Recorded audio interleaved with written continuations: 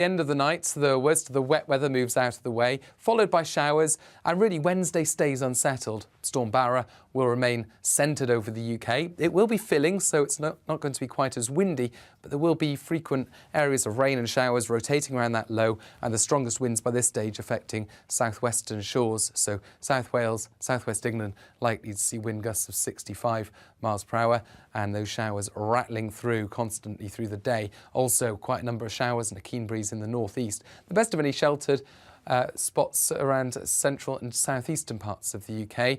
But by Thursday, the showers restricted to eastern areas whilst it dries up and brightens up further west. Friday sees further rain and showers. Canary Islands sponsors the weather.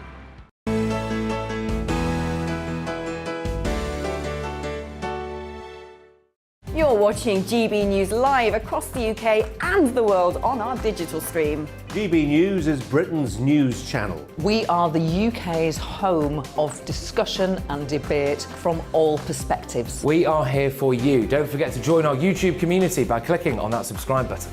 And if you want the GB News app, you can click and catch up on programmes anytime. We love to hear from you, so email us. gbviews@gbnews.uk. Thanks for being part of the GB News family. My name is Andrew Doyle. Join me every Sunday evening at 7 p.m. for Free Speech Nation. This is a show where we address current affairs and news stories of the week with the help of two wonderful comedian panellists. I brought in comics because I want to give it a lighter edge, and also they work for less. See you there.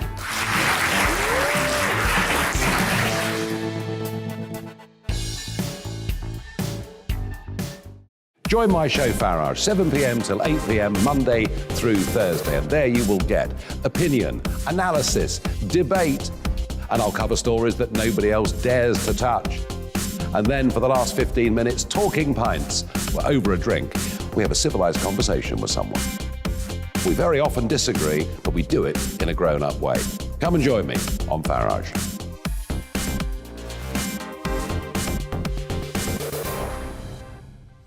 I'm Colin Brazier. I've reported from more than 70 countries around the world, covered wars from Afghanistan to Iraq, from Lebanon to the Balkans. I'm trying to bring that experience, that feel for events, to the studio. And something else. I'm ready to give an opinion. Today's stories with a spark. Brazier from 8 p.m. weekdays on GB News.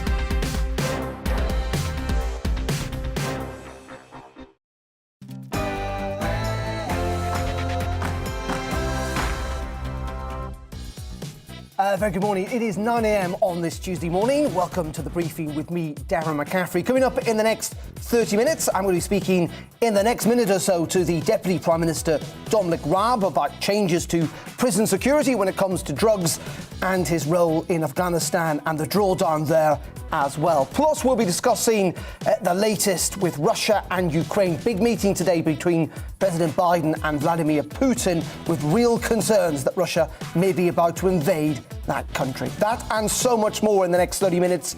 Do get in touch, gbviews@gbnews.uk, or tweet us at gbnews. A very good morning and welcome to the programme.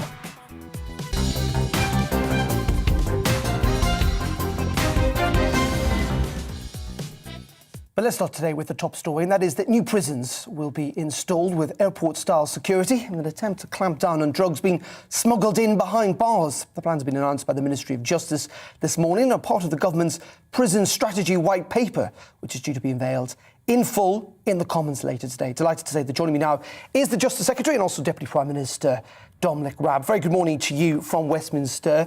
I suppose the big question our viewers will be asking is, why is this kind of airport-style security not already in place? I see it's only for new prisons, but surely we must be checking on whether drugs are going in and out of prisons already. Where checks have been done for a long period of time, but the edge that we've got now is through technology and the X-ray body scanners that can, when they're conducted, give you an exceptionally high level of verification of whether contraband's coming in, drugs, weapons, mobile phones. This is all part of our strategy. We're building 20,000 extra prison places.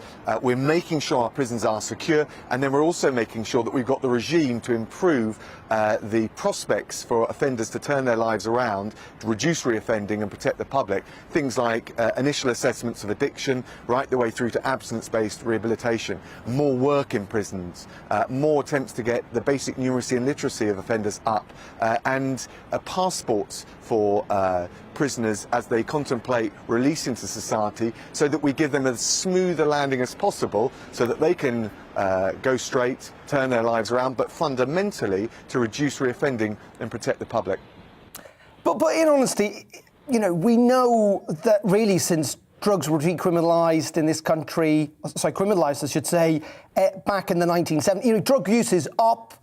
We know that the market for drug use is up. We know deaths are rising. Drug use in prison is rising. In the end, this kind of war on drugs fundamentally isn't working. Isn't it time the government had a proper rethink? I'm really sorry, I can't hear you. The line is so faint. I'm afraid I can't hear the question. I'll just try to get... I'm just saying, Mr. Rabb, that the government's war on drugs, and it's not just this government, but it's been the policy for decades, isn't working, in that all the indicators, whether it's deaths, use in prisons, has constantly gone in the wrong direction. Well, I think there are changes that we need to make, both in terms to the security of prisons. Again, technology is our friend. There are gate scanners, there are drones that we can use in relation to contraband, including drugs being thrown over walls. I also think we need to be more focused on the treatment, and that's why I've looked at prisons like HMP, Alt Course near Liverpool, looked at the drug recovery wings, which allow not just people to be given, for example, heroin addicts to be put on opiate substitutes like methadone, which are also highly addictive, but to be able to go on to abstinence-based recovery treatment programs that get them off their addiction altogether. When you achieve that, and we know that there's good examples of this, you're much less likely for offenders to go back to drugs, and if they stay clean, they're much more likely to go straight. That's one element of it, but I think it shows you how we are coming up with innovative proposals to drive down the reoffending to protect the public. Can we just move on to another issue this morning, and that is what we've heard from a whistleblower, which is that the UK's Foreign Office handling of the evacuation in Afghanistan was dysfunctional and chaotic. Suggestions that only 5% of the 150,000 people who came forward for help actually received any. Is that true? So I'm really sorry. I literally cannot hear your question with clarity. I think you're asking me about the Afghanistan evacuation, but I'm afraid I didn't get the detail of the question. Your line is too faint. I'm just asking about the 5% apparently who only received any help. Is that true?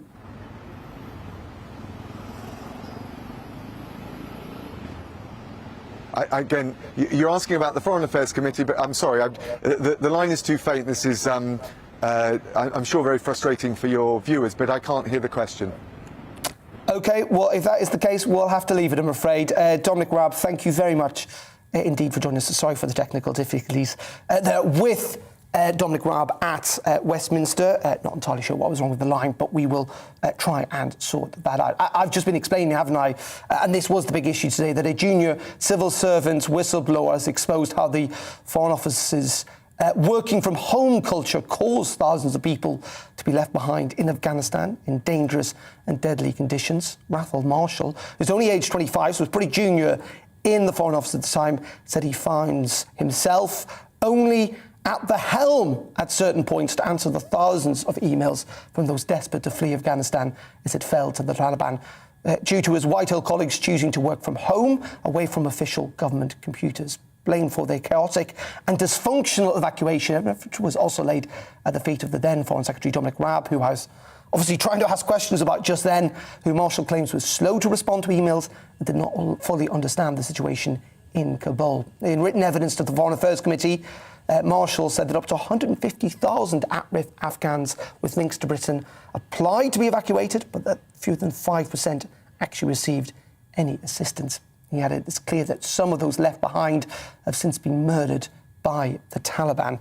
And it's quite stark deep, really, isn't it? That, you know, when you listen to apparently no one also in the team spoke about any of the Afghan languages, with calls for people to ask help that should be conducted in English. Decisions on who to rescue were arbitrary, and the thousands of emails for assistance weren't even read, and also claims about the IT system, that it was dysfunctional, with 8 soldiers drafted in to help left sharing just one computer. We should say, since we didn't get a response from Dominic Raab because of the technical difficulties, the Foreign and Commonwealth Office have issued a statement saying that the scale of the evacuation and the challenging circumstances meant decisions on prioritisation had to be made quickly to ensure that we could help as many people as possible.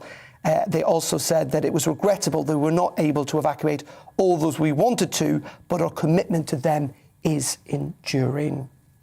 And we'll be talking a little bit more about this to a guest a little later. But let's move on to some other stories today, and that is that the High Court has ruled in favour of Prime Minister Boris Johnson and his decision to back the Home Secretary PRIT Patel after he was accused of bullying staff. The FDA union, which represents senior civil servants, had argued Johnson had incorrectly interpreted the definition of bullying, but the court ruled that this was not the case. The court also ruled that decisions taken on the ministerial code could be challenged in court. A ruling welcomed by the General Secretary of the FDA, Dave Penham. We're disappointed, obviously, to lose the judgment. There are some really important elements of it that I think really help take forward the protection of civil servants if they're bullied or harassed by a minister, and also hold ministers accountable for their behaviour. First of all, the judgment actually said that the Prime Minister did not acquit the Home Secretary of bullying, that instead his decision was about his confidence in her going forward, and I think that's really important for the people who are actually at the heart of this, those civil servants who came forward and gave evidence about the Home Secretary's behaviour, including shouting and swearing. Secondly, I think, as your reporter commented there, the court decided that the decisions of the Prime Minister are judiciable. That means the Prime Minister has to have regard to the laws of the land, which the government argued he didn't, that he could make up his own rules, his own definitions, could do what he wanted at any point. And thirdly, the really important element here is that they made clear that intent is not a material factor. That means that no minister can say, well, actually, I didn't mean to bully, therefore it doesn't count as bullying, and the court were absolutely crystal clear on that. So whilst we're disappointed to lose the judgment, there's a lot in there, I think, for us going forward. I mean, what's also emerged throughout these court proceedings is that the original allegations were made at the end of February. At the beginning of March, Michael Gove stood up in Parliament and announced there'd been an investigation. He wanted that dealt with swiftly. He said, justice delayed is justice denied, is what Michael Gove said in Parliament. We've now found out a report was delivered 2 months later to the Prime Minister, and it wasn't till 6 months after that that he made a decision. So the reason why this has continued to rumble on over a year later is about the Prime Minister's handling of it and how he dealt with the decision itself in saying that there was no breach of the ministerial code. We really had no choice but to challenge that on behalf of the civil servants who'd bravely come forward with their evidence. There are elements in there, as I said, that are really positive.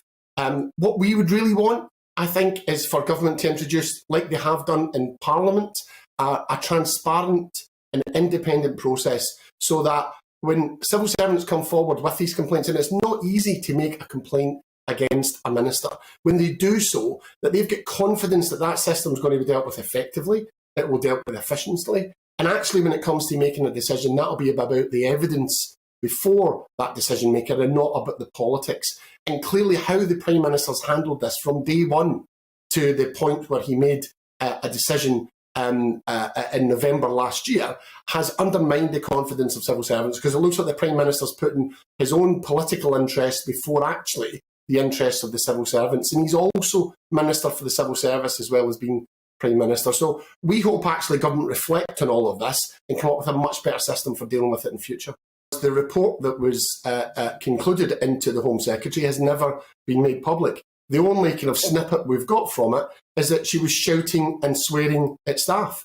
Now, she also said she didn't intend to bully staff. I don't know how you shout and swear at people and don't intend to intimidate them, but we don't actually know But all we know is that the advisor to the Prime Minister, the person whose job it is to look at the evidence and give advice to the Prime Minister about it, concluded that she had bullied staff and concluded that she had breached the ministerial code, because the ministerial code is absolutely clear. It says you won't bully staff, and indeed Boris Johnson, in his foreword to the ministerial code when he came into power in July 2019, actually put it in the foreword as well and said there will be no bullying. So if you put all of that down in writing, you've really got to walk the walk when it comes to the first case you deal with of ministerial bullying. And unfortunately, the Prime Minister failed, certainly failed the civil servants when it came to his role in adjudicating on that evidence. Well, delighted to say that we can now speak to John Rentoul, he's the chief political commentator at The Independent. Very good morning to you, John. I mean, this was one of the attack lines, wasn't it, critics had at Boris Johnson around this decision with PRIT Patel. In the end, his case, the case that he made, won out, didn't it? Well, only just. I mean, the government tried to argue that it was no business of the courts to interfere. The courts couldn't rule on whether the Prime Minister had behaved properly or not.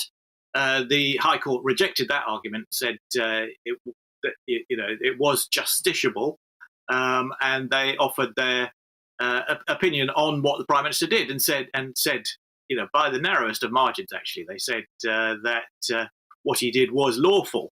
But they did. I mean, it was quite important. They did shoot a shot across the Prime Minister's bows, and I think he will have to be careful in future.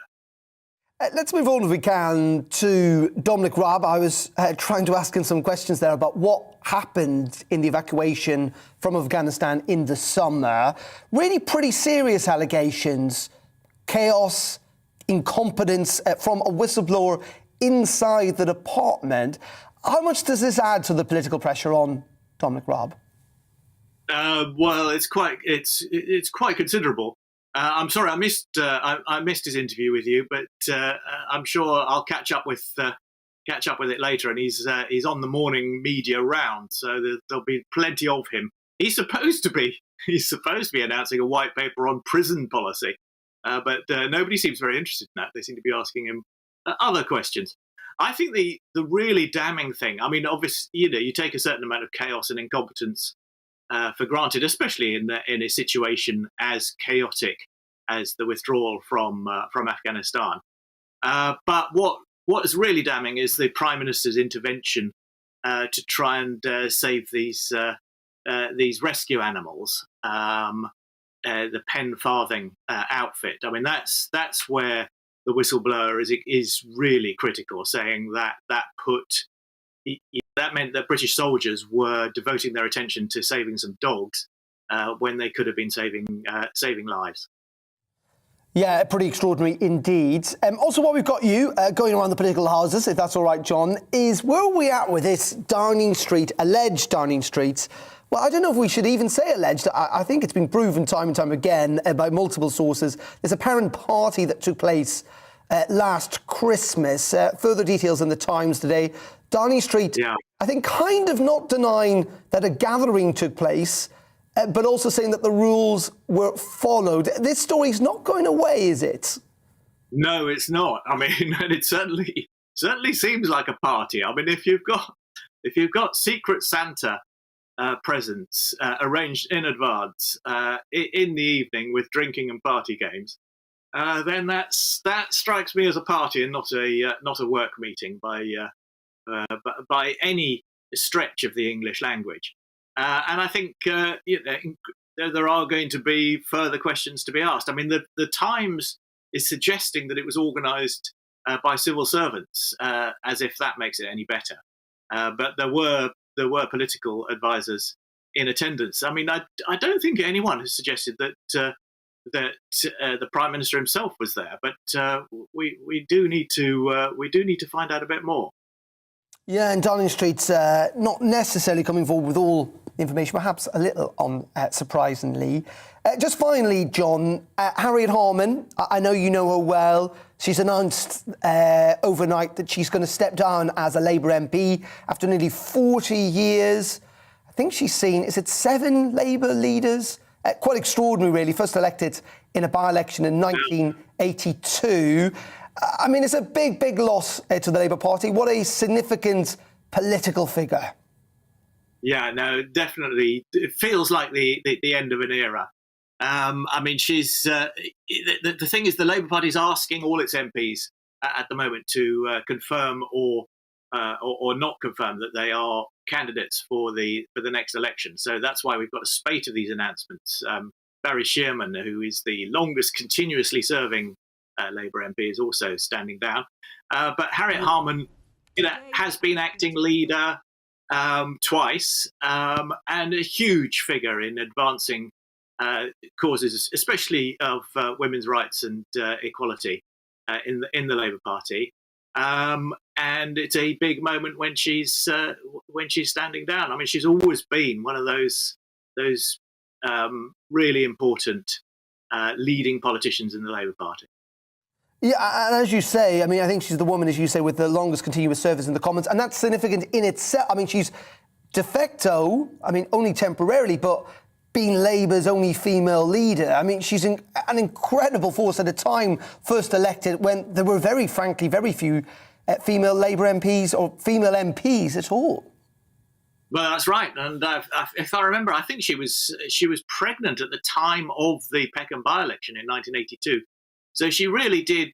She pushed forward those boundaries and did a huge amount to advance the cause of women's representation. I mean, it was partly down to her that we saw the huge increase in the number of women Labour MPs in the 1997 election, and we're now in a situation where there are more female Labour MPs than male ones, and nobody really comments on that. I mean, it's an extraordinary shift in the political landscape.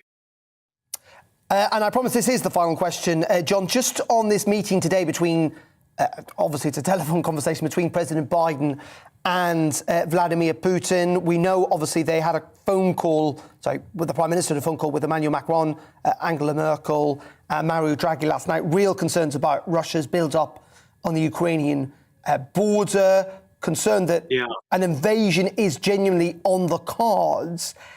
I mean, what frankly, though, can Britain, even the Western alliance, really do about this? Well, that's a very good question, Darren. I mean, I think one of the slightly alarming things I've seen in the coverage is the suggestion that Joe Biden has accepted that there's nothing very much that America can do if Russia were to invade. That seems to be like revealing too much of your hand in advance in a poker game against a really cynical and ruthless opponent in Vladimir Putin. I mean, I'm no expert on all this, but I've always assumed, I mean, at a very simple level, that it would not be in Russia's interest to try to occupy Ukraine. I mean, it's just too difficult and would absorb too many resources because the Ukrainian people don't want it. But there does seem to be a credible threat of a Russian invasion, which is extremely alarming. And the only thing that the West seems to offer against that is the threat of sanctions, and I'm not sure that's going to be enough. OK, John, appreciate your thoughts on all of that. Thank you very much indeed. John Rentoul there joining us from the Independent newspaper. Well, just to bring you up to date with that, the reason we're talking about the situation on the border with Ukraine is because US satellite images have shown Russian forces gathering in high numbers along that key border, along key strategic points, fueling fears that an invasion is imminent, or potentially even in the new year. The troop build-up has ignited international concern as US intelligence suggests tens of thousands of Russian soldiers, and half of those needed to stage an invasion have already moved close to the border. The United States has therefore coordinated with European allies to create a package of financial sanctions that would impose significant and severe economic harm on the Russian economy should the Russian President Vladimir Putin proceed with an invasion of Ukraine. As I was saying, US President Joe Biden is expected to call Vladimir Putin later today to discuss that military build-up. The Northern Ireland Assembly has voted down plans to impose a ban on hunting wild animals with dogs yesterday. Private Member's Bill was rejected by 45 votes to 38. The bill was introduced by the Alliance Party politician John Blair, who insisted fox and stag hunting should have no place in a civilised society. The practice is, of course, banned elsewhere in the UK, but remains legal in Northern Ireland. The Foreign Secretary Liz Truss has condemned Myanmar's military rulers after the former leader, Aung San Suu Kyi, was jailed for 4 years yesterday. The Defence Secretary has described the jailing as an appalling attempt to stifle opposition and suppress freedom and democracy. The ousted leader was found guilty of inciting dissent and breaking COVID rules and handed a 4-year sentence. It has since been reduced to 2 years after a partial military pardon. The verdicts have drawn widespread condemnation from the international community as unjust and politically motivated. Now, a good news story to end today's programme. A teenager from North London has beaten over 6,000 young writers to win one of the biggest poetry competitions in the world. 17-year-old Giovanni Rose wrote the poem Welcome to Tottenham and has talked about his experiences of growing up in the area, reflecting on issues to do with night crime and racism. He's won the Poets Society's Foil Young Poets of the Year award, and our reporter Alice Porter has been to meet him.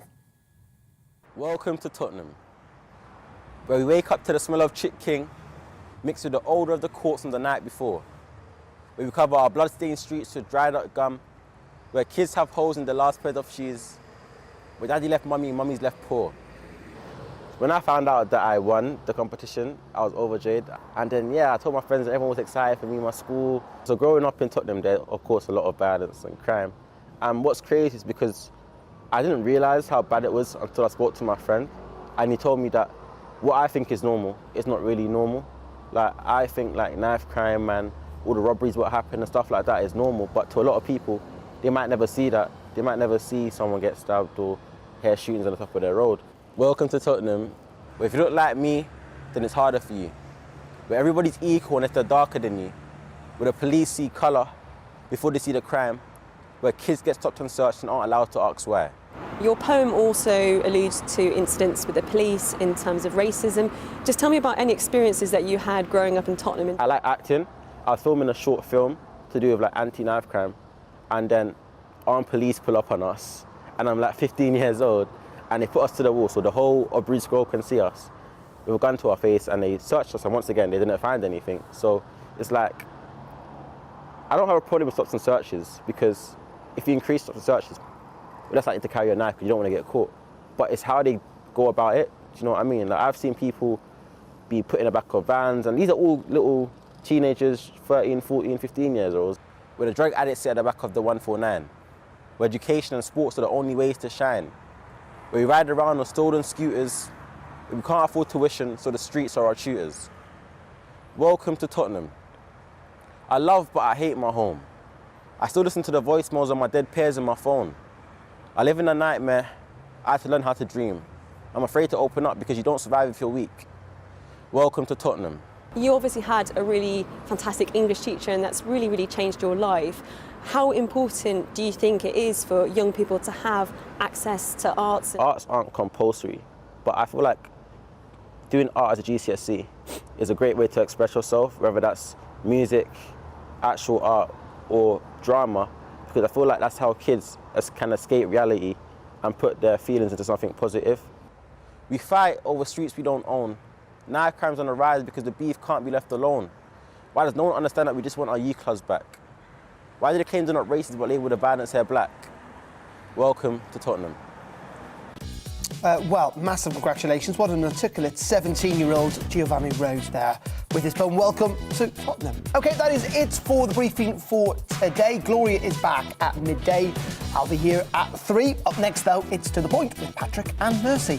After we get the latest on the weather and the latest on that storm Bara that is belting through the United Kingdom today, here's all the details from the Met Office.